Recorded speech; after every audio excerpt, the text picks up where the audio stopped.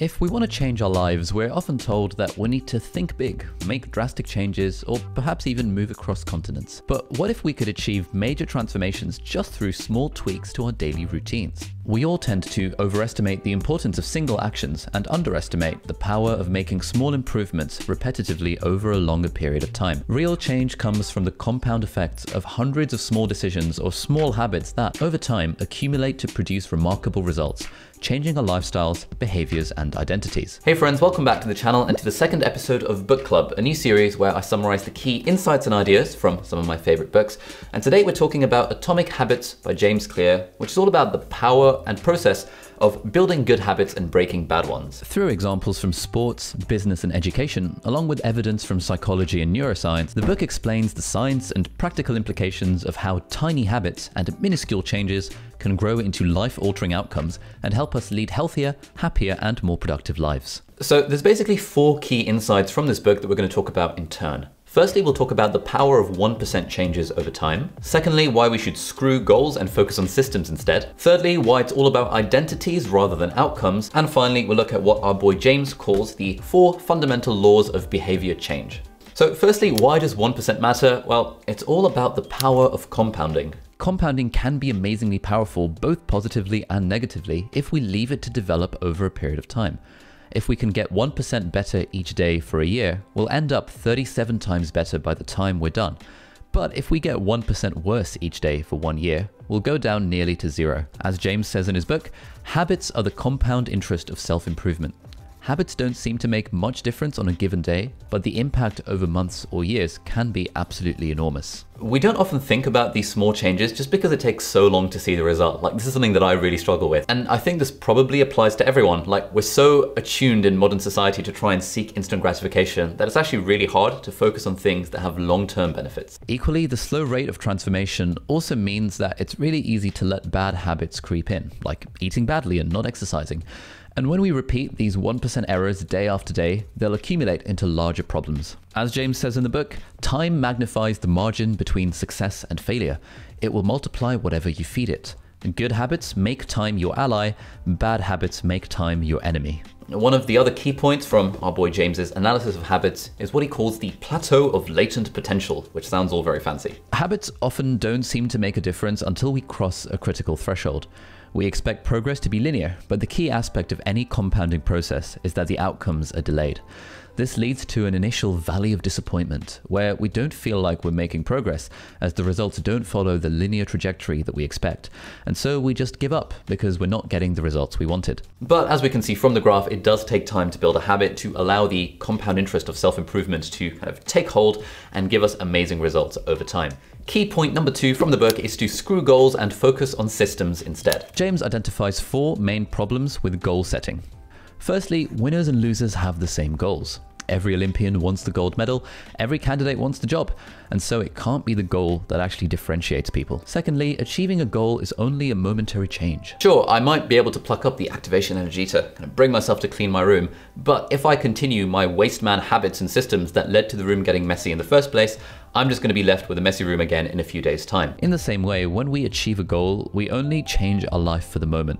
We get these temporary results. Instead, what we really need to change is the systems that cause those results in the first place. Thirdly, James argues that goals restrict our happiness. There's an implicit assumption behind any goal, and that's once I reach my goal, then I'll be happy.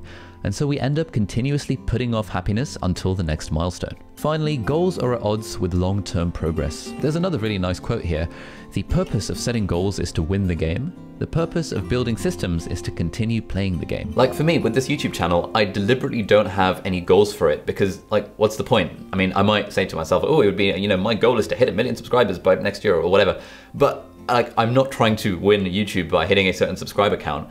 I just love the process of making these videos, and it's fun and it's great and it makes money and it's sustainable, and it's just like, I want to continue playing the game. I don't want to try to win the game. It's this idea between the system and the goal. And you know, like say you're playing a sport.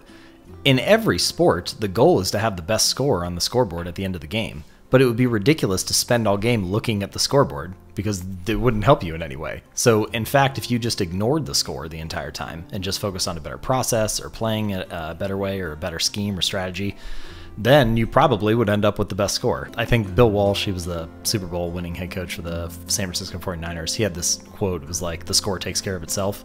And that I think that probably applies to a lot of tracking and measurement. So now that we've seen why systems are so important, key point number 3 is another quote from the book, and that is, identity change is the North Star of habit change. We've got outcomes on the outside, concerned with changing the results, and then processes related to our habits and systems, and finally our identity, which is related to our beliefs. Most of us work from outcome to identity rather than identity to outcome. But as our boy James says, the ultimate form of intrinsic motivation is when a habit becomes part of our identity.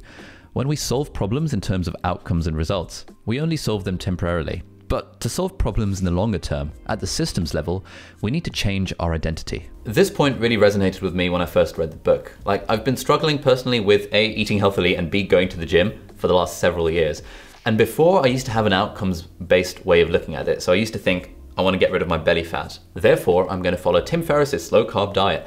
Therefore, I'll be a healthy person. But since reading the book, I now have more of an identity-based approach to looking at this. So I think, like, I try to think in my head, I am a healthy person. Therefore, as a healthy person, I will eat wholesome food and exercise regularly. And then one day, maybe I'll look like Zac Efron. We'll see how that goes. And finally, point number 4, at this point, we're thinking, okay, cool, I'm sold on the idea of building useful habits. I'm sold on the idea that it's all about tiny improvements over a very long time, and that it's all about systems rather than goals. But how do we actually build those habits in the first place? How do we overcome the difficulty? Well, I'm glad you asked, because we can actually split up the process of building habits into 4 stages: cue, craving, response, and reward. The cue triggers the brain to initiate an action. The craving provides the motivational force. The response is the action or habit that we perform, and the reward is the end goal. And it's these 4 things, cue, craving, response, and reward, which lead to what James Clear calls the 4 laws of behavior change. The first law is make it obvious, and it relates to designing our environment around our cues. I applied this to my life just the other day, actually. So for the last year plus, I've been taking a tablet called finasteride to combat my hair loss. And in fact, people have been commenting in the videos that, Ollie, your hair looks thicker. So thank you. But recently I realized I was vitamin D deficient as well, because I spent way too much time in front of a computer and don't ever leave the house. And so I got these vitamin D tablets, but I kept on forgetting to take them. And I realized the reason I kept forgetting to take them is because they were on the other side of the kitchen to my finasteride that I take every day as a habit. And so all I did was I moved the vitamin D tablets over to the other side of the kitchen, and now I see them in front of my finasteride, and therefore I take both tablets every night. So just a little change that has now built that habit almost immediately. Kind of the principle of environment design in general, which is you want to put fewer steps between you and the good behaviors and more steps between you and the bad ones. And imagine the cumulative impact of living in an environment that exposes you to the cues of your positive habits and reduces the cues of your negative habits. It's kind of like you're just gently being nudged in the right direction each day. The second law is make it attractive, which relates to the craving aspect of the habit loop and tries to take advantage of what we know about dopamine. As humans, we're all motivated by the anticipation of reward, so making habits attractive will help us stick to them. And in fact, one of the make it attractive things that I did for going to the gym is that I started listening to fantasy audiobooks on Audible, and this would be the perfect time to do an Audible plug, but sadly, no one is sponsoring this video, so I hope you enjoy this ad-free experience. The third law is make it easy, and the main aim here is to reduce the friction and to prime our environment for the habits that we'd like to develop. There's a phrase that I like that I think I came up with, but I probably actually read it somewhere and then just forgot to cite the source. Anyway, the phrase is that friction is the most powerful force in the universe. I've seen this so many times in my own life, like anything I can do to reduce the friction, to make doing a good thing slightly easier will pay dividends in the long run. Like having a piano right next to me, having a guitar next to my desk means that my default procrastination when when I can't be bothered to do any work or film a video is that I will play the guitar or practice some stuff on the piano. Like reducing the friction makes it far more likely for me to do the thing. And the fourth law is make it immediately satisfying. Our brains have evolved to prioritize immediate rewards over delayed rewards, and the cardinal rule of behavior change is what is immediately rewarded is repeated, and what is immediately punished is avoided. We get short-term bursts of dopamine from going through the McDonald's drive-thru or scrolling aimlessly through Instagram, making us more likely to repeat these bad habits. To develop better habits, James says that we should try to attach some form of immediate gratification so that we can make the habit immediately satisfying.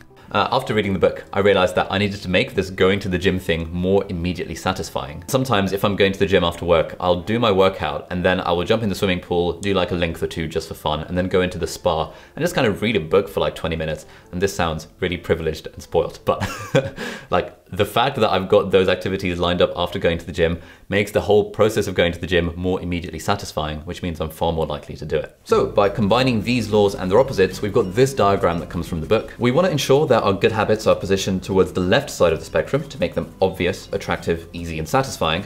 And we want to work to make our bad habits more difficult by making the cues invisible, the action unattractive and hard, and the reward unsatisfying in an ideal world. We rarely stop to think about our own habits or plan for long-term change when we start a new regime like going to the gym. The great power of Atomic Habits is the emphasis that it places on systems rather than goals, identity rather than outcomes, and small habits rather than drastic change. There isn't a precise answer to how long it takes to build a habit, because habits are not a finish line to cross, but a lifestyle to live. The key part to remember is that small habits compound. Atomic habits may be individually small, but collectively and given time, they can hold remarkable power to bring remarkable change to our lives. Thank you so much for watching.